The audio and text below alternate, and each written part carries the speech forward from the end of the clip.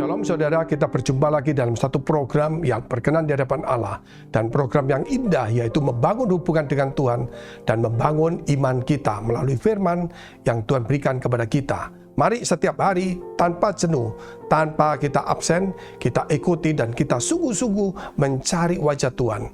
Firman-Nya berkata, carilah Tuhan selama ia berkenan ditemui. Dan tentunya saudara, berserulah selama ia dekat kepada kita. Kita tunduk kepala, kita berdoa dahulu. Terima kasih Tuhan, terima kasih. Engkau sucikan hati pikiran kami, supaya kami boleh menangkap firman Tuhan, supaya iman kami dibangun, supaya hidup kami, tubuh kami menjadi rumah Tuhan, supaya hidup kami Tuhan boleh kami persembahkan kepada Tuhan. Engkau sucikan semuanya, supaya firman Tuhan boleh tertanam dan menghasilkan buah dalam hidup kami. Jikalau ada di antara kami yang punya pergumulan masalah persoalan tantangan, baik di dalam studi, di dalam karir, di dalam jodoh, masa depan, keuangan, keluarga, Tuhan kami percaya Engkau akan menolong, memberikan hikmat jalan keluar di dalam nama Tuhan Yesus. Yang sakit Tuhan sembuhkan. Terima kasih Tuhan, kami siap mendengarkan firman-Mu. Demi nama Tuhan Yesus kami sudah mengucap syukur dan berdoa. Haleluya. Amin. Mari kita lihat firman Tuhan dalam kitab 1 Korintus pasal 6 ayat 19 dan ayat ke-20. Atau tidak tahukah kamu bahwa tubuhmu adalah bait Roh Kudus yang diam di dalam kamu, Roh Kudus yang kamu peroleh dari Allah, dan bahwa kamu bukan milik kamu sendiri? Sebab kamu telah dibeli dan harganya telah lunas dibayar. Karena itu muliakanlah Allah dengan tubuhmu. Ayat ini mengajarkan bahwa kita sudah bukan lagi memiliki tubuh ini, tetapi ini milik Tuhan.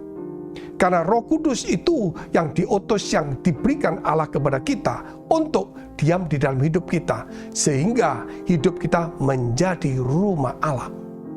Rumah Allah yang secara fisik itu ada di satu bangunan yang tidak bisa bersuara, yang tidak bisa berpindah, dan menjadi sesuatu yang diam. Tetapi kita inilah sesungguhnya adalah rumah Allah yang hidup. Tuhan tidak mau dikungkung di rumah atau di bangunan semegah apapun juga.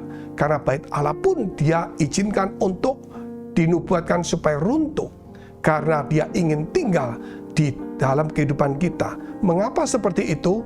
Kalau kita mau selidiki, karena Tuhan tidak mau tinggal di buatan tangan manusia. Dan Dia ingin tinggal di buatan tangannya sendiri. Apa itu? Yaitu diri kita adalah buatan tangan Allah itu sendiri. Lain dengan bangunan. Kita kalau melihat firman Tuhan ini di dalam kitab 1 Korintus 6 ayat 19 dan ayat 20. Kita ulangi, kita membaca lagi. Atau tidak tahukah kamu bahwa tubuhmu adalah bait Roh Kudus yang diam di dalam kamu, Roh Kudus yang kamu peroleh dari Allah, dan bahwa kamu bukan milik kamu sendiri. Hidup kita bukan milik kita, tapi milik Kristus. Kenapa? Kita lihat ayat 20. Sebab kamu telah dibeli dan harganya telah lunas dibayar. Karena itu muliakanlah Allah dengan tubuhmu. Mengapa kita tidak memiliki tubuh kita sendiri, padahal kita di dalam kehidupan kita? Karena ada Roh Allah diam di dalam kita. Sehingga kita bukan milik kita sendiri, tapi Tuhan sudah ambil alih. Sehingga apapun persoalan, masalah yang kita hadapin, pergumulan apapun juga, jangan dengan kekuatan sendiri kita mengalahkannya. Karena ada Tuhan yang memiliki tubuh ini sejauh kita menyerahkan hidup kita, tubuh kita kepada Tuhan. Karena saudara, kita telah dibeli dan harganya telah lunas dibayar. Kapan pembelian itu? Pada saat Yesus mati di kayu salib. Itulah Dia membeli kita dari tangan si dunia atau tangan si iblis. Contoh-contoh mudah, yaitu anggap aja seseorang yang kehilangan mobil. Ketika dicari mobil itu ada di tempat-tempat yang sebagaimana tukang tada atau orang-orang penjahat. Maka orang itu berkata, ini mobil saya. Tetapi orang itu berkata, ya saya punya. Karena saya telah menemukan dan saya sudah membeli. Mungkin dia membeli dari pencuri atau yang lainnya. Akhirnya yang punya ini membayar harganya. Yaitu tidak banyak, tapi dia bayar harganya. Akhirnya mobil itu dibawa pulang dan dia berkata kepada mobil itu, "Hai mobil, kamu milikku, tetapi kemudian kamu dicuri. Sekarang aku membeli kamu lagi. Jangan sampai kamu hilang, karena kamu telah kubeli dan harganya lunas." Yesus itu menciptakan kita di dunia ini, dan kita adalah milik Kristus. Namun kemudian kita ini diambil oleh iblis dan dunia ketika manusia jatuh di dalam dosa di Taman Eden, yaitu ketika manusia ditipu oleh iblis yang berbentuk ular. Sehingga akhirnya otoritas dan manusia itu diambil iblis, dan kemudian manusia diusir keluar dari Taman Eden. Sehingga kita menjadi orang-orang yang berdosa karena sudah diambil oleh iblis.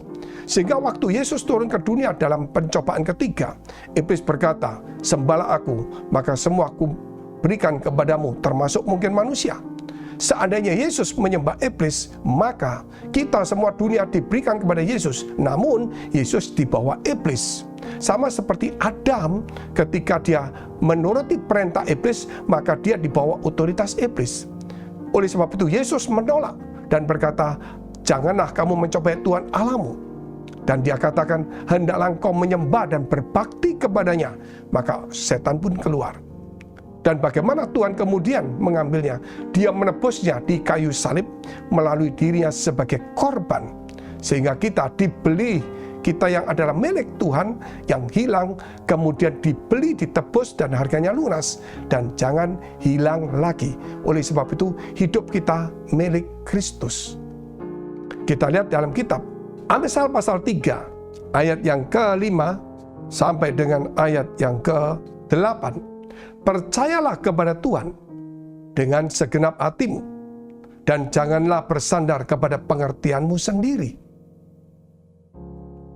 Akuilah Dia dalam segala lakumu, maka Ia akan meluruskan jalanmu. Janganlah engkau menganggap dirimu sendiri bijak, takutlah akan Tuhan, dan jauhilah kejahatan. Itulah yang akan menyembuhkan tubuhmu dan menyegarkan tulang-tulangmu." Tuhan mengajarkan kepada kita melalui firman ini supaya kita percaya kepada Tuhan dengan segenap hati kita dan bukan bersandar kepada pengertian kita. Mari kita hidup kita ini berikan kepada Tuhan. Percayalah dengan segenap hatimu, jangan bersandar kepada pengertianmu sendiri.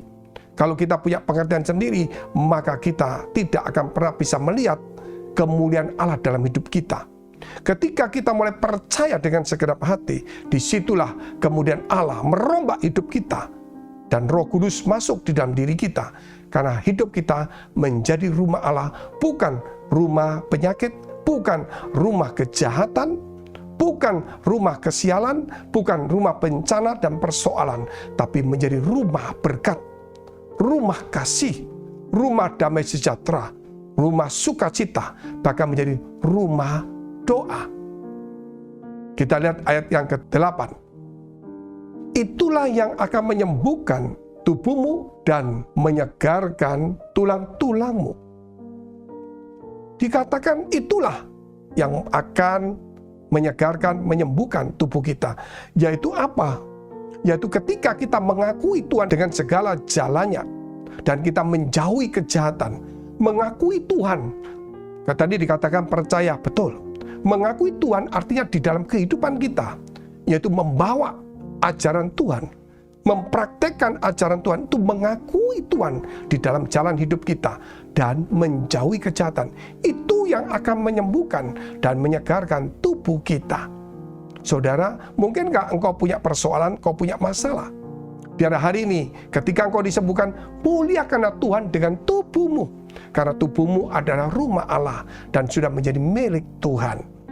Jangan takut, hidupmu menjadi rumah berkat, rumah doa, rumah damai sejahtera, rumah kasih, rumah sukacita. Mari kita tunduk kepala, kita berdoa. Terima kasih Tuhan, kami mulai sadar hari ini hidup kami adalah milik Tuhan. Roh-Mu telah ada dalam hidup kami, sehingga hidup kami menjadi rumah dari Roh Kudus, sehingga hidup kami bukan lagi milik kami, tapi milik Kristus, karena Engkau telah membayar dan melunasinya. Oleh sebab itu mulai hari ini kami boleh percaya dan memberikan diri kami sepenuhnya kepada Tuhan, mengakui di dalam jalan kami, dan kami menjauhi kejahatan. Dan kami akan tahu bahwa hidup kami bukan lagi menjadi rumah yang sakit, rumah bencana, rumah masalah, rumah kesialan, rumah problem, tapi berubah menjadi rumah, yaitu berkat, rumah doa, rumah damai sejahtera. Jikalau engkau, saudara, punya persoalan masalah, dekapkan kedua tanganmu di dadamu. Yakinlah bahwa engkau bukan lagi menjadi milikmu, tetapi milik Tuhan. Serahkanlah, percayalah, maka kamu akan melihat kemuliaan Tuhan. Supaya hari ini juga dalam nama Yesus, Tuhan akan menolong, memberi pertolongan, memberikan hikmat, jalan keluar di dalam nama Yesus. Ada pemulihan, baik keluarga, ekonomi, pekerjaan, rumah tangga, kesehatan, dan studi. Dan jika engkau sakit, tumpangkan tanganmu di bagian sakit. Di dalam nama Yesus, supaya menjadi sembuh dan tahir. Demi nama Yesus. Haleluya. Amin. Jika saudara masih membutuhkan pelayanan konseling dan doa, silakan hubungi nomor yang tertera. Tuhan Yesus memberkati.